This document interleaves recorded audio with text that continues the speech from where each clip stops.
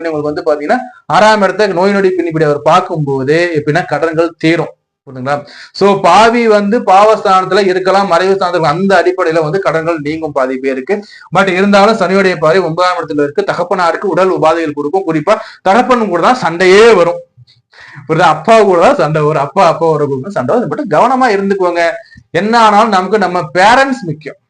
அவங்க இல்லாம நம்ம வரலங்க அந்த ஒரு தாற்பயத்தை பண்ணி உணர்ந்தீங்கன்னா வாழ்க்கை சூப்பர். சரி சார், இவ்வளவு நீங்க சொல்லிட்டீங்களே, எனக்கு என்ன சார் பரிகாரம் இருக்குன்னா, இதுல பரிகாரம் நான் எடுத்து பார்க்கும்போது வந்து பரிகாரம் ஓரளவு எடுக்கும் போது இதுல வந்து இந்த சனிக்கே நான் வந்து பர்டிகுலரா சொல்றேன்னு வச்சுக்கோங்களேன். என்ன சொல்றேன்னா, சனிக்கு என்ன ஹனுமன் வழிபாடு வச்சுக்கோங்க.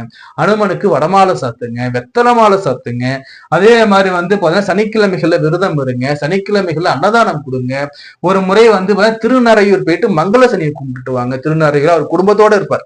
எந்த ஏழரை சனியா இருந்தாலும் சரி, அட்டம் சனியா இருந்தாலும் சரி, அங்க கும்பிடக்கூடிய ஒரே இடமா திருநறையூர் மங்கள சனியை போயிட்டு குடும்பத்தோட சனியை போயிட்டு கும்பிட்டுட்டு வாங்க. சனிக்கிழமைகள்ல வந்து பாத்தீங்கன்னா பெருமாள் கோயில்ல பெருமாளுக்கு, ஹனுமனுக்கு, அதே மாதிரி அங்க இருக்கக்கூடிய ஏனைய தெய்வம் நெய் தீபம் போடுங்க. அந்த ஆழ்த்து நவகிரகத்தில் இருக்கக்கூடிய சனிக்கு மட்டும் நல்லெண்ணெயில தீபம் போட்டு வழிபாடு பண்ணுங்க. உங்களுக்கு 7.5 சனியோட தாக்கம் மிக மிக கடுமையா குறையும். நவகிரக சனியை வணங்கும் போது மட்டும் மறைவா நின்று வணங்கிக்குவாங்க, நேரம் நின்று வணங்காதீங்க. திருநறையோ நீங்க நேரம் நின்று வணங்காலும் தப்பே கிடையாது. சரி. சோ அதே மாதிரி ராகு 11ல உட்காரும் போது நமக்கு விபத்து கண்டத்தை ஏற்படுத்தி கொடுக்கும். எப்படின்னா நம்மளுடைய மனக்கட்டுப்பாடு இருந்தா இது எந்தவித வழிபாடுமே தேவையில்லை. நம்ம போகும் நாங்க அப்படியே வந்து இந்த இது அப்படியே என்ஜாய் பண்ற மாதிரி இருக்கும். கொஞ்சம் திருவும் ஆக்சிலேட்டர் அது வேற லெவல்ல போய் முடியும். சோ அதை மட்டும் கண்ட்ரோல் பண்ணிட்டு தான் போதும். அப்படி வழிபாடுகள் முக்கியம்னு வந்து போது இந்த ராகுவை எடுக்கும் போது அன்னை கருமாரி அம்மனுடைய வழிபாடு நல்லா இருக்கும். இந்த ராகால வேலையில இந்த ராகுக்கு கருமாரி வழிபாடு பண்ணிக்குவோம். குருவை பொறுத்த வரைக்கும் எந்த வித பரிகாரமும் தேவை நல்லதா இருக்கு. கேது 5ல உட்காரும் போது 5ங்கிறது புத்திரஸ்தானங்க. குழந்தைகள் வகையில ஒரு சிறு கஷ்டங்கள் சந்திக்கிற வாய்ப்புகள் இருக்கும்.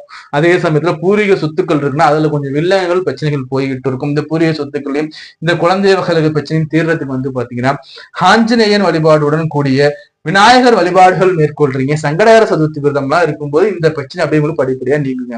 பொதுவாக இல்லத்தரசி எடுத்துனா பார்க்கும்போது இல்லத்தரசி இந்த காலத்துல வந்து பாருங்க உங்களுடைய வேலைகளை செய்யுங்க. அதே மாதிரி வந்து பாருங்க இதுல வந்து எக்ஸ்ட்ரா எந்த ஒரு வேலையும் செய்ய வேணும். உங்களுக்கு கடமையை மட்டும் செஞ்சு நீங்க எதுவும் யாருக்கும் ஆர்கியூ பண்ண தேவை. உங்களை பத்தி நீங்க ப்ரூவ் பண்ண அவசியம் இல்லை. வேலையை செஞ்சீங்கன்னா நீங்க பாட்டா போயிடுங்க. ஏன்னா உங்களோட வாயை கிளப்பி சண்டை போட ரெடியா ஒரு கூட்டமே இருக்கும். அது மட்டும் கொஞ்சம் பார்த்துக்கோங்க. உடல்ல கொஞ்சம் கேர் எடுத்துக்கோங்க. குடும்பத்தை தான் பார்க்கணும் கூடாது. குடும்பத்தை பார்க்கும்போது நம்மளுடைய உடலையும் நீங்க பார்த்துக்கணும். மட்டும் பார்த்தோம்னா படிக்கிற மாணவர்கள் படிப்புல கவனமா இருக்கணும். கூடா நட்பு கெடுதல் முடிகிற மாதிரி இருக்கும். தேவையில்லாத நட்புகள் வேண்டாம். படிக்கிறது மறந்து போற அமைப்புகள் உண்டு. திரும்ப திரும்ப எழுதி பாருங்க. எக்ஸாம் நேரம்லாம் கவனமா இருங்க. அந்த நேரம் தான் முதல் தலைவலிக்கும், ஜுரம் அடிக்கும், பிரச்சனை போகும்.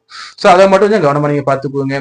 அதே மாதிரி சீனியர் சிட்டிசன் எடுத்து பார்க்கும்போது 7.5 சனி கடையத்துல உட்காந்துருக்காரு. குருவும் 12ஆம் இடத்துல தான்